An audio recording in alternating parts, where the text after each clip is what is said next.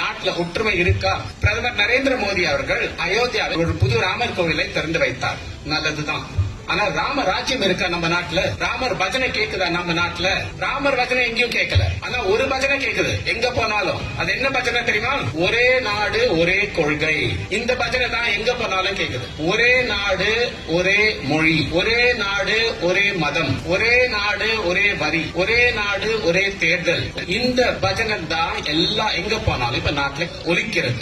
ஒரு நாடு பல மதங்கள், ஒரு நாடு பல மொழிகள், ஒரு நாடு பல கலாச்சாரங்கள் என்பதே இந்தியாவின் அடையாளம். நரேந்திர மோடிக்கு நாம் அனைவரும் ஒரே மொழி, ஹிந்தி மொழி தான் பேச வேண்டும், ஒரே மாதிரியான ஆடையை அணிய வேண்டும், ஒரே கடவுளை வணங்க வேண்டும், ஒரே இந்த சைவ உணவை தான் சாப்பிட வேண்டும் அப்படின்னு அவர் விரும்புகிறார். ஆனால் அது நம் இந்தியாவில் சாத்தியமா? நமது தலைவர்கள் ஒவ்வொருவரும் தன் உயிரை இந்த இந்தியாவின் ஒற்றுமைக்காக தியாகம் செய்தார். ஆனால் இந்த இந்தியாவில் இப்போ ஒரே நாடு ஒரே கொள்கை என்ற ஒரு இது திணிப்பு வருகின்றது.